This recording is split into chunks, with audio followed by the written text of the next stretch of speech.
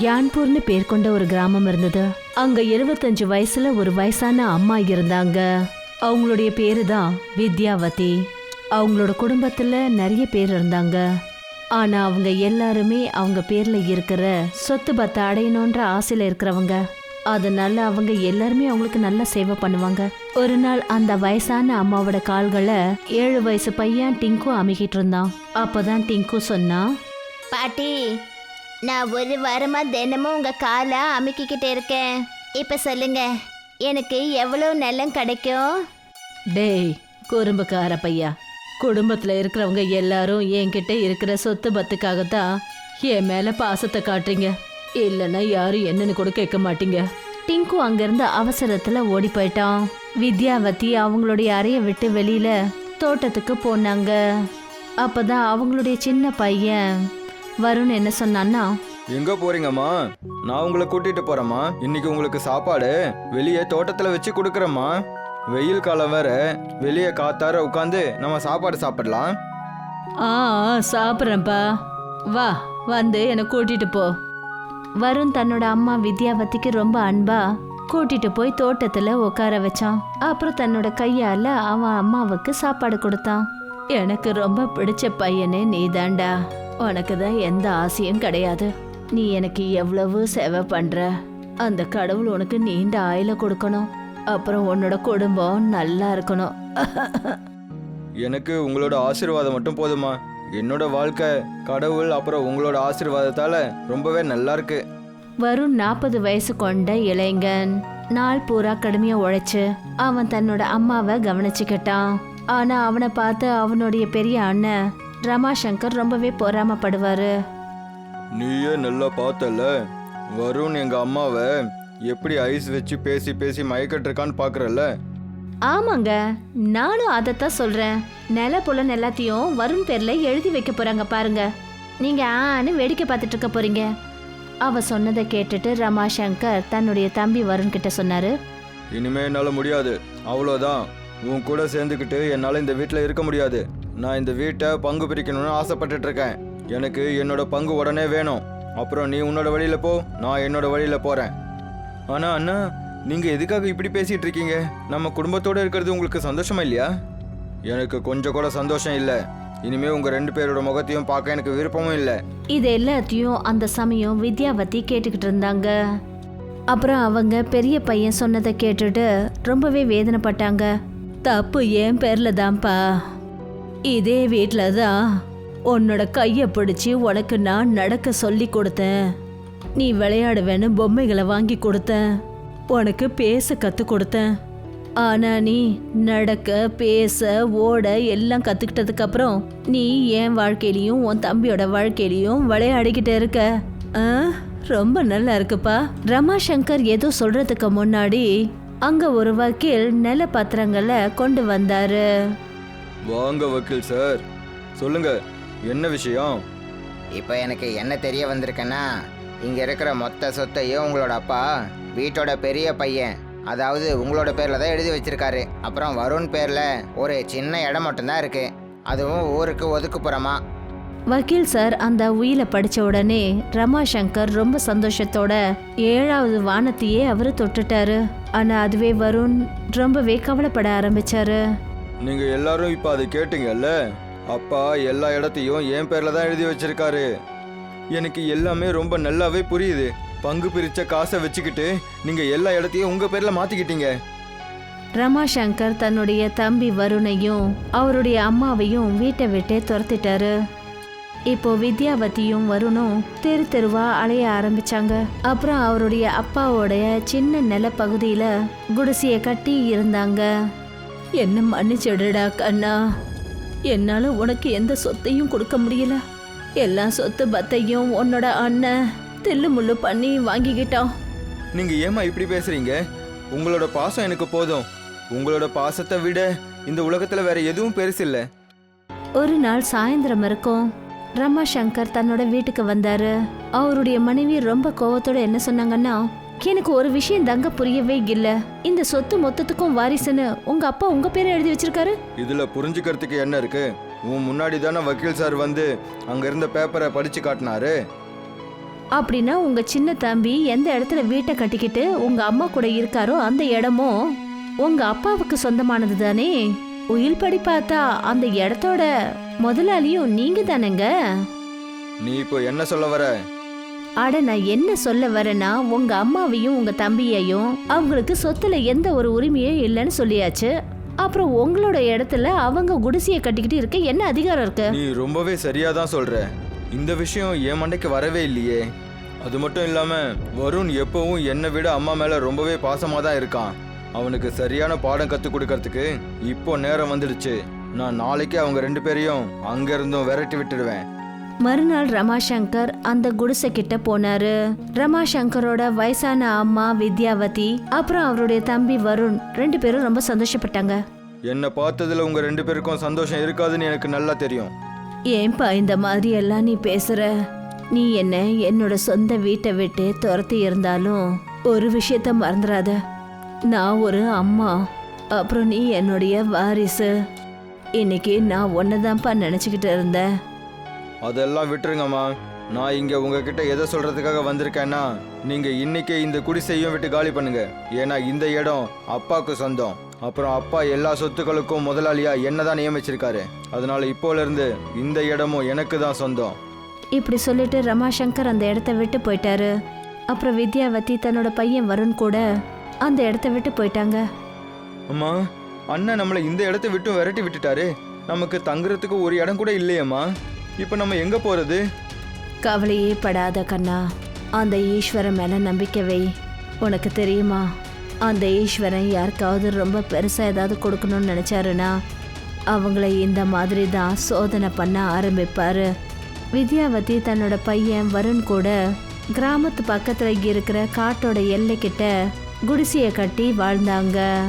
அந்த குடிசையோட பக்கத்துல இருக்கிற நிலவரம் ரொம்பவே இயற்கையாவும் பசுமையாவும் இருந்தது. அம்மா, ஒருவேளை நம்ம இங்க இருந்தும் வெளியே போக வந்துச்சுன்னா? கவலைப்படாதப்பா, காடுங்கிறது யாருக்கும் சொந்தம் கிடையாது. ஒரு மனுஷனுக்கு இந்த உலகத்தோட மோக மாயில இருந்து மனசு நிறைஞ்சு போச்சுன்னா அவன் காட்டை தேடித்தான்ப்பா வருவான். அப்புறம் இந்த காடு இங்க வரவங்களை அரவணைச்சிக்கும். அதெல்லாம் சரிதாம்மா. இனிமே நம்ம என்ன பண்றது? அண்ணன் என்னோட வியாபாரத்தையும் அவரே எடுத்துக்கிட்டாரு. அப்புறம் எனக்கு வேற எந்த வேலையும் தெரியாது. அந்த ஈஸ்வரனை நம்புப்பா, அந்த கடவுள் எல்லாத்தையும் சரி பண்ணிடுவாரு. நீ ஒன்று பண்ண, அது வரைக்கும் நீ சின்னதா ஏதாவது வேலைகளை செஞ்சிட்டு எனக்கு நம்பிக்கை இருக்கு. இந்த மோசமான நாள் நமக்கு நிரந்தரமா இருக்காது. நீங்க சரியா சொல்றீங்க. எனக்கு வயசு 40 தான் ஆகுது. ஆனா நான் இப்பவும் பலசாலியா தான் இருக்கேன். கண்டிப்பா என்னால கூலி வேலையாச்சும் பார்க்க முடியுமா? அந்த நாளைக்கு அப்புறமா வருண் கூலி வேலை பார்க்க ஆரம்பிச்சாரு.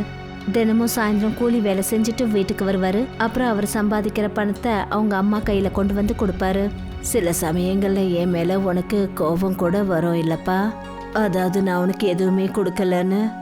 இந்த வயசுல நீ கூலி வேலை பார்க்க வேண்டியதா ஆயிடுச்சு. அப்படியெல்லாம் யோசிக்காதீங்கம்மா. என்னோட வாழ்க்கையில கஷ்டப்பட்டு உழைக்கிறது எனக்கு ஒன்றும் புதுசு கிடையாதே.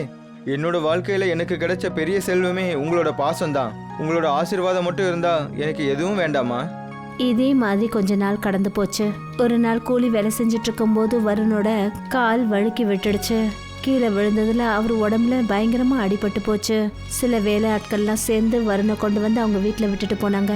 வருணோட கால்ல இருந்து ரத்தம் சிந்திக்கிட்டு இருந்தது. ஒன்றும் இல்லைம்மா, திடீர்னு என்னோட கால் தடிக்கிடுச்சு. அதனால தான் என் கால்ல இருந்து ரத்தம் வந்துட்டு இருக்கு. எனக்கு கொஞ்சமாக தான் வலிக்குது. எல்லாம் சரியாயிடும். கவலைப்படாத கண்ணா, விடியறதுக்குள்ள உன்னோட கால் நல்ல குணமாயிடும்பா. நான் இதோ வந்துடுறேன். இப்படி சொல்லிட்டு வித்யாவதி காட்டுக்குள்ள போயிட்டாங்க. சொல்லப்போனா வித்யாவதியோட அப்பா அந்த காலத்துல ஒரு சிறந்த வைத்தியரா இருந்தாரு. வித்யாவதி சின்ன வயசுல இருக்கும்போது அப்பவே வித்யாவதிக்கு காட்டுல இருக்கிற மூலிகைகளோட அற்புதங்களை பத்தி நிறையவே தெரிஞ்சு வச்சிருந்தாங்க. சில இலைகளை வித்யாவதி வருண் கிட்ட கொண்டு வந்தாங்க. அப்புறம் அதை மசிச்சு வருணோட முட்டியில பூசினாங்க. இது என்னதுமா? இது மூலிகைகளை அரைச்சு பூசியிருக்கேன்பா. நீங்க எப்போ இந்த இலைய என் காலில் காயத்துல வச்சிங்களோ அப்பவே சில்லுன்னு இருக்குமா?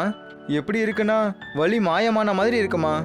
நீ கவலையே படாதப்பா கண்ணா. காலையில விடியறதுக்குள்ள உன் காலில் அடிபட்டிருக்கிற அந்த காய தடங்கள் கூட மறைஞ்சிரும். காலையில வருண் எழுந்த போது அதை பார்த்துட்டு ரொம்ப ஆச்சரியப்பட்டாரு. அவருடைய கால்கள் முழுமையா குணமடைஞ்சத அவரு பார்த்தாரு. அம்மா என்னோட காலில் அடிபட்டதுக்கான அடையாளம் கூட இல்லையே. இந்த வேலையை பெரிய பெரிய டாக்டரால கூட செய்ய முடியாது. நீங்க இதை எப்படி பண்ணீங்க? ஆயுர்வேதம் அப்புறம் மூலிகைகளோட ஞானம் 1000 வருஷம் பழமையானது. கண்ணா, இந்த ஞானத்தை என் அப்பா கிட்டேயும் என் தாத்தா கிட்டேயும் நான் கற்றுக்கிட்டேன். அப்புறம் கற்றுக்கிற ஞானங்கள் வீண் போகாதுப்பா. இன்னைக்கு இது பயன்பட்டுச்சு பாத்தியா?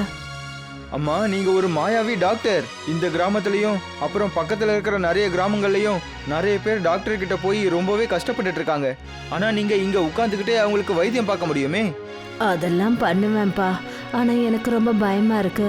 அப்படி நான் பண்ற வைத்தியங்கள் சரியாகாம போயிடுச்சுன்னா என் பேரோட சேர்ந்திருக்கிற என் அப்பாவோட பேரும் கடைசியில கெட்டு போயிடுமேப்பா. இல்லம்மா, எனக்கு உங்க மேல முழு நம்பிக்கை இருக்கு. உங்களுக்கு இருக்கிற அந்த அறிவு இருக்கே, அது நிறைய பேருக்கு இங்க இருக்கிறதே இல்லையம்மா. உங்களால என்ன குணப்படுத்த முடியும்னா உங்களால மற்றவங்களையும் நல்லபடியா குணப்படுத்த முடியுன்ற நம்பிக்கை எனக்கு முழுசாவே இருக்குமா. அந்த நாளைக்கு அப்புறமா வருண் கிராமத்துல எல்லார்கிட்டயும் இந்த செய்தியை பரப்பினாரு. எந்த பேஷண்ட்டுக்கு டாக்டர்னால எந்த ஒரு பிரயோஜனமும் கிடைக்கலையோ அவங்க தன்னோட அம்மா கிட்ட வரலான்னு சொன்னாரு. 3 நாளைக்கு அப்புறமா ஒரு ஒல்லியான உருவம் கொண்ட ஆளு வித்யாவதி கிட்ட வருண் கூட வந்தாரு. என்னோட காலில் நிறையவே வலிகள்லாம் இருக்கம்மா. நான் சிட்டியில் பெரிய பெரிய டாக்டர் கிட்ட காமிச்சேன். ஆனால் எல்லாரும் என்ன சொல்கிறாங்கன்னா இதை முழுசாக குணப்படுத்தவே முடியாதான். நீ வாழ்க்கை முழுக்க இந்த வலியோட தான் இருக்கணும்னு சொல்லிட்டாங்க. உன்னோட கையை காட்டுப்பா. வித்யாவதி அந்த ஆளோட நாடியை செக் பண்ணாங்க.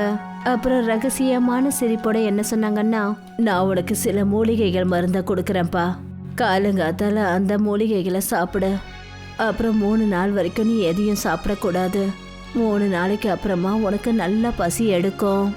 அதுக்கப்புறம் உனக்கு பிடிச்சது என்னவோ அதெல்லாம் நீ சாப்பிடலாம். அந்த ஆள் அங்கிருந்து போயிட்டாரு. 3 நாளைக்கு அப்புறம் அதே ஆள் வித்யாவதியை வந்து பார்த்து என்ன சொன்னாருன்னா, நீங்கள் எப்படியெல்லாம் சொன்னீங்களோ நான் அப்படியே செஞ்சேம்மா. நான் பல வருஷங்களாக நெய்யில் செஞ்ச பூரியும் அப்புறம் பருப்பும் ரொம்ப நாளாக சாப்பிடவே இல்லை. ஆனால் இப்போ நான் வயிறு நிறைய சாப்பிட்டேன். எனக்கு எந்த பிரச்சனையும் வரல. இப்போ நீ போய் உன்னோட டாக்டர்கிட்ட டெஸ்ட் பண்ணிக்க. உங்ககிட்ட வர்றதுக்கு முன்னாடி நான் டாக்டர்கிட்ட தான் போயிருந்தேன். பிளட் டெஸ்ட் பண்ணி பார்த்துட்டு அவர் அதிர்ச்சி ஆயிட்டாரு. என்னை குணப்படுத்தவே முடியாதுன்னு அவர் இன்னமும் சொல்கிறாரு. உனக்கு யார் வைத்தியம் பண்ணான்னு கேட்டாரு. நான் முழுசாக குணமாயிட்டேனா? நான் உங்ககிட்ட ஒரு விஷயத்த மறைச்சிட்டேன். நான் ரொம்பவே பெரிய பணக்காரன். இப்படி சொல்லிட்டு அந்த மனுஷன் நிறைய பணத்தை வித்யாவதி கையில் கொடுத்தாரு. கொஞ்ச நாளைக்கு அப்புறமா அந்த கிராமத்தில் ஒரு வைரஸ் பரவுச்சு. அதுக்கு எந்த ஒரு ட்ரீட்மெண்ட்டும் இல்லாமல் போயிடுச்சு. ஒரு பேஷண்ட் இரும்பிக்கிட்டே வித்யாவதியை பார்க்க வந்தாரு. என்னை காப்பாத்துங்கம்மா. மொத்த கிராமத்துலேயும் பெரிய நோய் பரவிட்டு இருக்கு. டாக்டருங்களால் கூட அதை குணப்படுத்தவே முடியலை. கவலைப்படாதப்பா, நீ நிச்சயமா குணமாயிடுவ. நான் உனக்கு வைத்தியம் பார்க்குறேன். வித்யாவதி அந்த பேஷண்ட்டுக்கு வைத்தியம் பார்க்க ஆரம்பிச்சாங்க. அந்த பேஷண்ட் ரொம்ப ஆரோக்கியமாயிட்டாரு. கொஞ்ச நாட்கள்ல கிராமத்து ஜனங்க எல்லாரும் வித்யாவதி கிட்ட அவங்களுக்கு வைத்தியம் பார்த்துக்கிறதுக்காக வந்தாங்க. வித்யாவதியோட வைத்தியத்தால கிராமம் முழுக்க ஆரோக்கியமாயிட்டாங்க. இப்ப எல்லாரும் மாய டாக்டர் அம்மான்ற பேர்ல அவங்கள கூப்பிட ஆரம்பிச்சாங்க. சில நாட்களுக்கு அப்புறம் வித்யாவதியோட பையன் ரமாசங்கர் தன்னோட மனைவி அப்புறம் தன்னோட 7 வயசு பையன் டிங்குவை கூட்டிட்டு வந்தாரு. டிங்குவை பார்த்து வித்யாவதி ரொம்ப சந்தோஷப்பட்டாங்க. எப்படிடா இருக்க என் பேராண்டி டிங்கு, நீ நல்லா இருக்கியா? எனக்கு உங்க ஞாபகமா இருந்தது பாட்டிமா. நான் அப்பா கிட்ட தினமும் கேட்பேன் நான் போய் பாட்டியை பார்க்கணுன்னு. இன்னைக்கு தான் அப்பா என்னை இங்கே கூட்டிக்கிட்டு வந்தாரு. உங்க அப்பா நிச்சயமா ஏதாவது காரணமா தான்ப்பா இங்க வந்திருப்பாரு. அப்பதான் வித்யாவதி ரமாசங்கரோட கண்கள்ல கண்ணீர் இருந்ததை கவனிச்சாங்க. தான் பையனோட கண்கள்ல கண்ணீரை பார்த்துட்டு வித்யாவதியோட மனசு துடிக்க ஆரம்பிச்சது. என்னப்பா ஆச்சு? உன் கண்ணில் எதுக்காக இந்த கண்ணீர்? நான் பண்ண தப்புக்கு மன்னிப்பு கேட்க தான் வந்திருக்கம்மா. வருண் சொன்னது சரிதான். நான் வக்கீல் கிட்ட பணத்தை கொடுத்து வருண் பேர்ல இருந்த எல்லா சொத்துக்களையும் என் பேர்ல மாத்தி எழுதிக்கிட்டேன்.